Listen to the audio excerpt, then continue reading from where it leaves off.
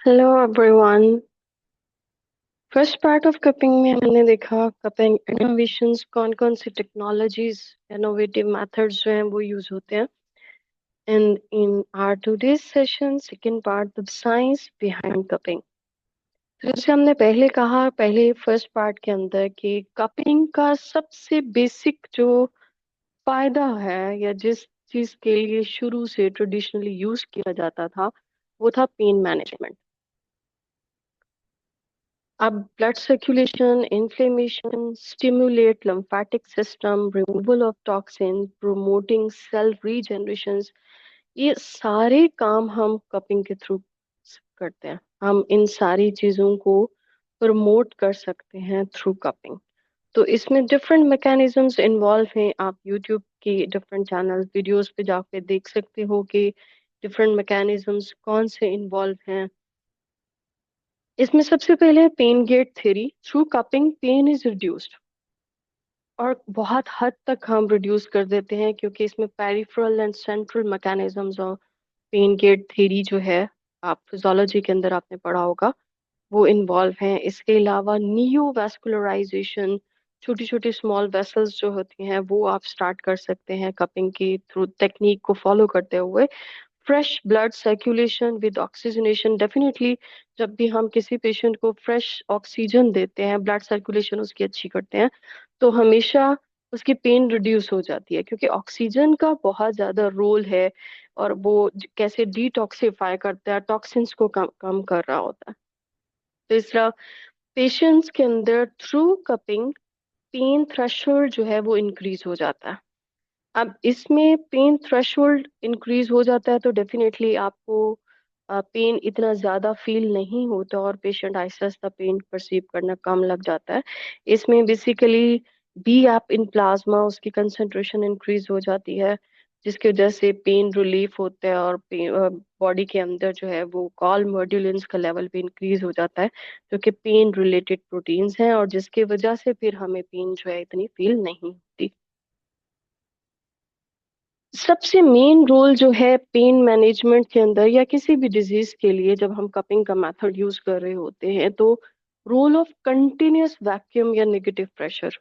इसीलिए pressure mapping apps available हैं। बहुत सारी इनोवेशंस हो गई हैं, इसके अंदर टेक्नोलॉजी इन्वॉल्व हो गई है। क्यों? क्योंकि कपिंग, अगर आप कपिंग को आपने नहीं परफॉर्म किया हुआ पहले या आपकी प्रैक्टिस नहीं है कपिंग के अंदर, तो अगर आपको प्रेशर कंट्रोल करना नहीं आता या प्रेशर कम लगा रहे हैं, तो डेफिनेटली जब अगर प्रेशर, नेगेटिव प्रेशर कम है, तो आपको डिजायर्ड इफेक्ट नहीं मिल सकता। अगर आप मोर देन, अगर आपका नेगेटिव प्रेशर है, नॉर्मल से ज्यादा है, जितना अप्लाई करना चाहिए था उतना उससे ज्यादा है, तो उसकी वजह से साइड इफेक्ट्स भी हो सकते हैं। उसमें अगर हम देखें तो generated during cupping therapy, local skin के ऊपर आप वैक्यूम जो है वो अप्लाई कर रहे होते हो, vacuum pressure, negative pressure create कर रहे होते हैं। उसमें अगर हम रीजनल उसके इफेक्ट्स देखें, it stretches the skin and underlying tissues, induces vascular recruitment, बहुत सारे सेल्स भाग के वहां पे आना शुरू हो जाते हैं जहाँ पे प्रेशर जो है वो बढ़ रहा होता है। डेफिनेटली उनको वहां से कुछ केमिकल्स रिलीज हो रहे होते हैं जो उनको मैसेज जा रहा होता है कि भाई सारे इधर आओ, यहाँ पे प्रेशर क्रिएट हो रहा है, यहाँ पे हमें हीलिंग की जरूरत जो है वो हो सकती है। एक लिहाज से आप बॉडी का सारा ध्यान जो है वो उस जगह के ऊपर दिलवा रहे हो।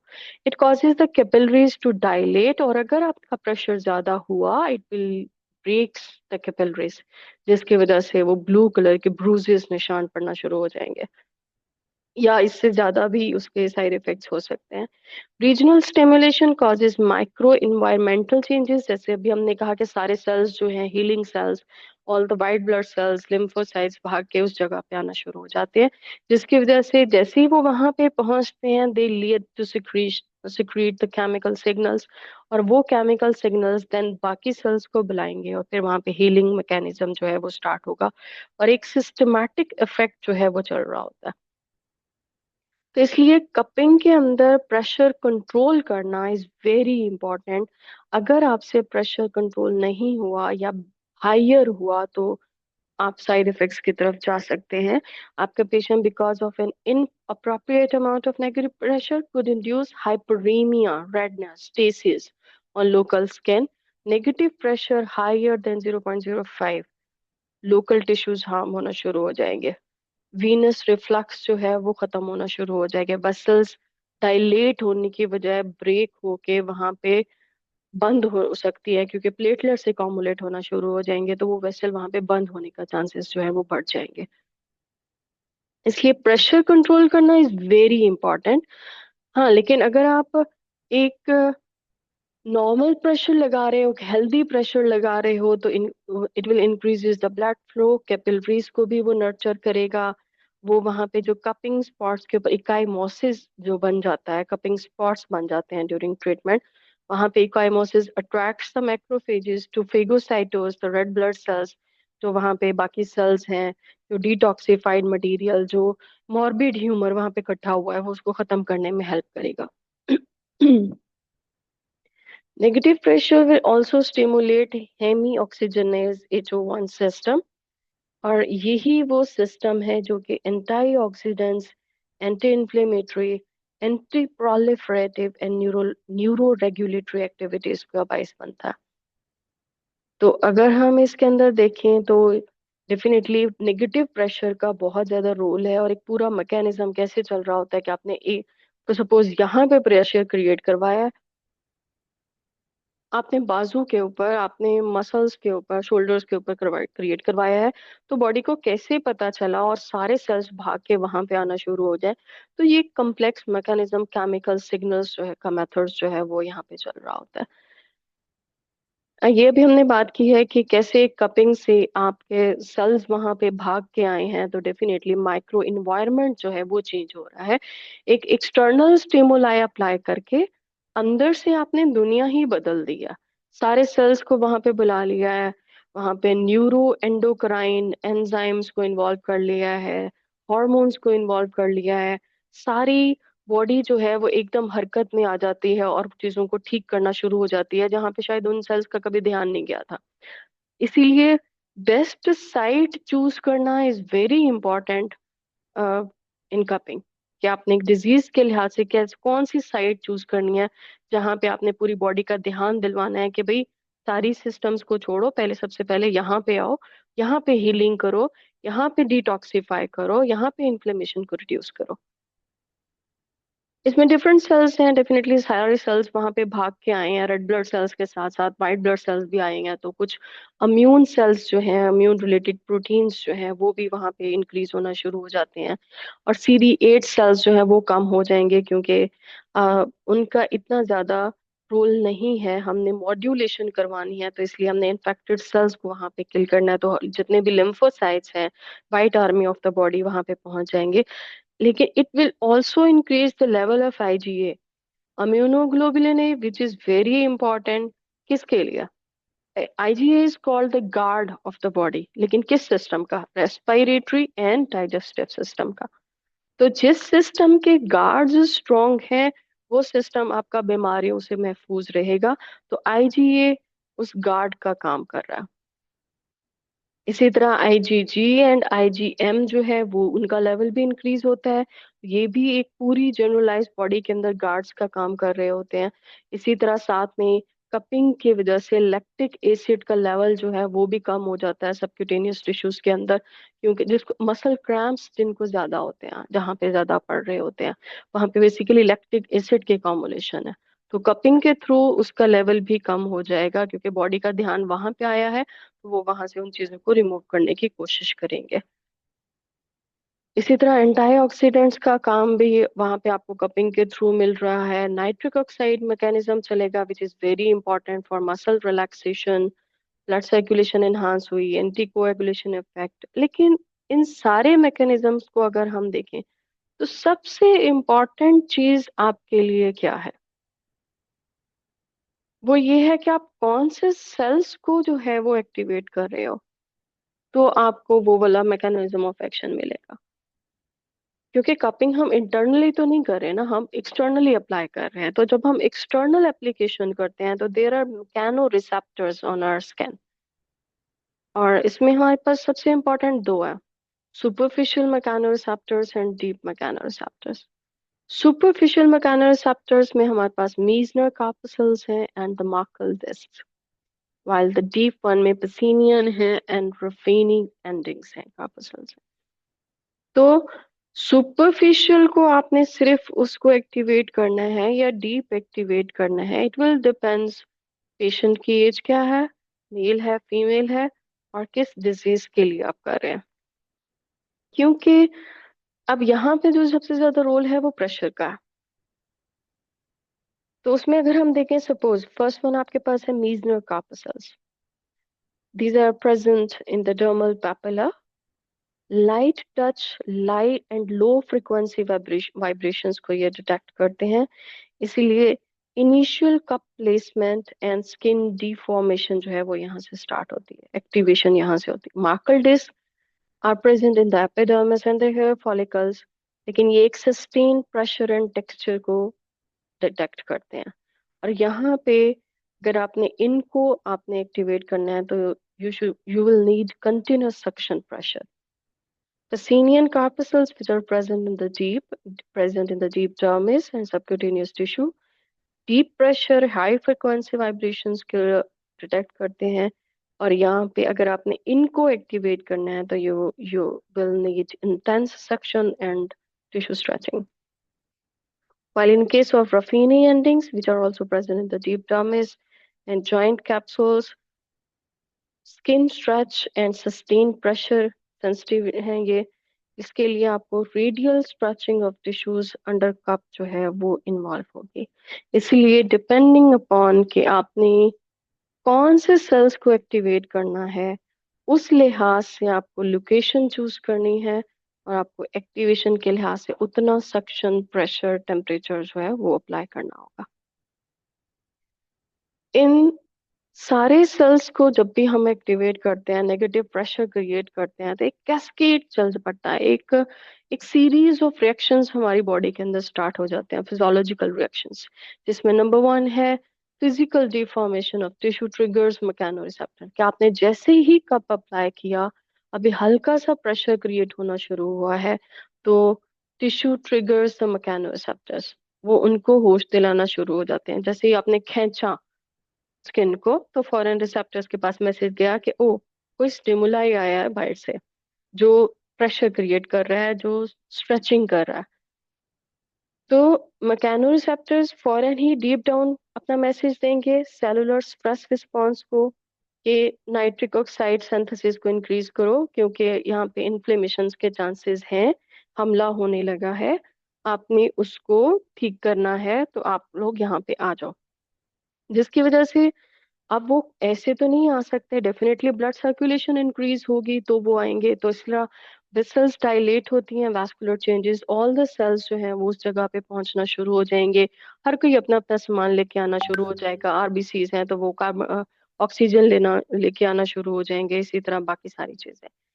न्यूरल एक्टिवेशन, वहाँ पे जो नर्व्स इन्वॉल्व हैं डेफिनेटली वो भी एक्टिवेट होना शुरू हो जाएंगी, और उसके थ्रू जो है वो मैसेज जो है वो आना शुरू हो जाएगा। इम्यून मॉड्यूलेशन, जिसकी वजह से साइटोकिन्स जो है टुवर्ड्स एंटी इन्फ्लेमेटरी प्रोफाइल्स जो है उसकी तरफ बढ़ी जाएगी।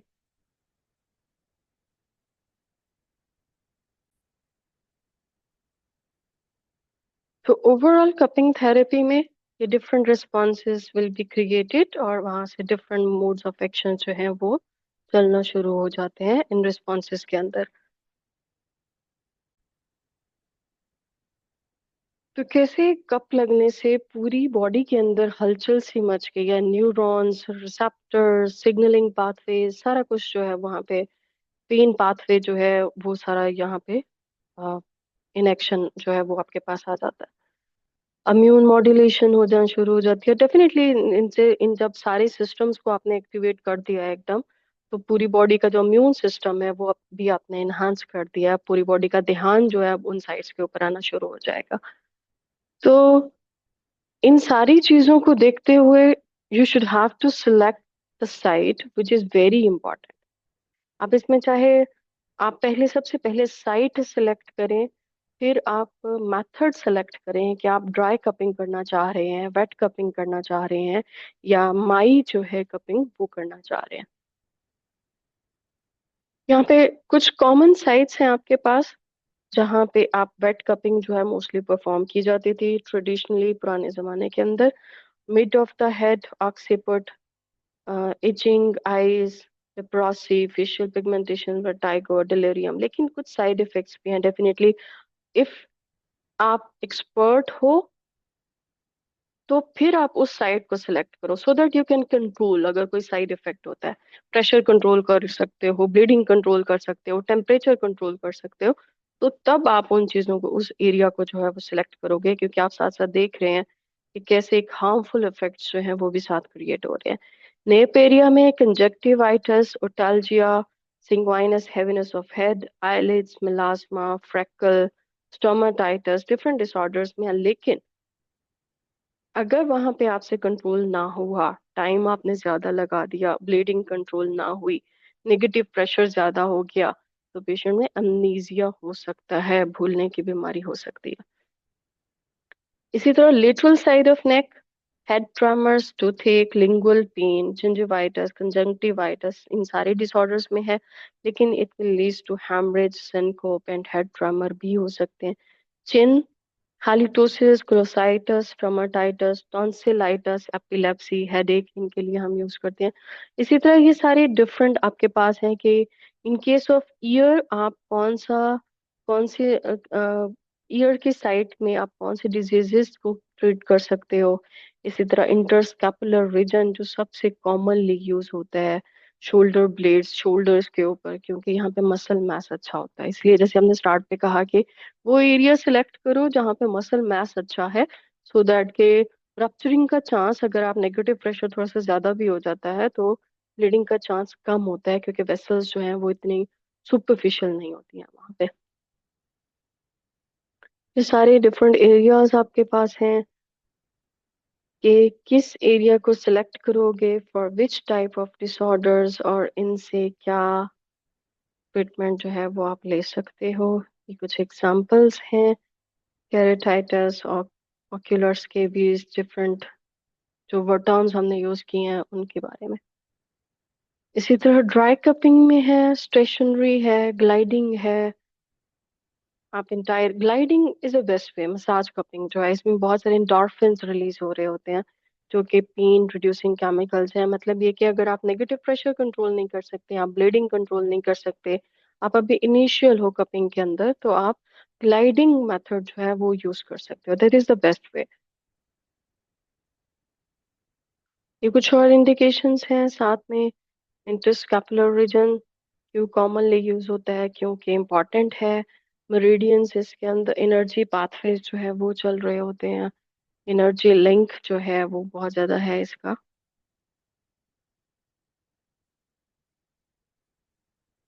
प्रेफर्ड टाइमिंग्स क्या है? स्प्रिंग, जब बॉडी जो है वो सर्दियों से निकल रही होती है और गर्मियां भी इतना इफेक्ट नहीं कर रही होती, बेस्ट वे है जब बॉडी के अंदर हॉट एंड मॉइस्चनेस जो है वो बैलेंसिंग की तरफ होती है। तो बैलेंस्ड सीजन जो है वो स्प्रिंग है, जिसमें बहुत ज्यादा वीकनेस भी क्रिएट नहीं होती। ऑटम भी अप्रोप्रिएट है, लेकिन लेवल ऑफ टॉक्सिन्स के ऊपर डिपेंड करेगा, गर्मियों में कितना इफेक्ट हुआ है उसके ऊपर डिपेंड करेगा। And fasting is usually recommended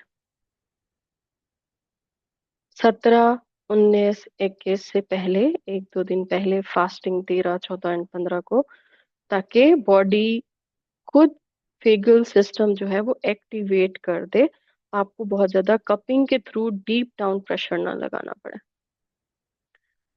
these are the main adverse effects अगर आपसे कपिंग कंट्रोल ना हुई। इसलिए तभी यूज करें जब आप उसमें एक्सपर्ट हो, आपको कंट्रोलिंग सिस्टम आता हो।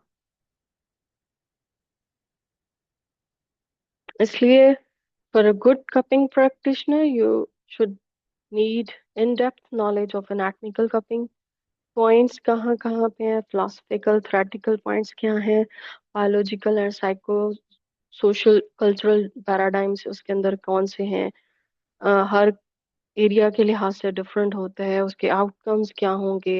इसलिए प्रीसाइज कपिंग मेथड जो है वो आपने यूज करना है। कि डिफरेंट आपके पास व्हाट्सएप चैनल है मेरा, यूट्यूब, इंस्टाग्राम, आप यहाँ पे फॉलो करके मजीद इंफॉर्मेशन मेडिकल से रिलेटेड, तिब से रिलेटेड जितने भी इंफॉर्मेशन हैं, लेक्चर्स हैं, आपको आपको उनकी असेस जो है वो हो सकती है। Best of luck.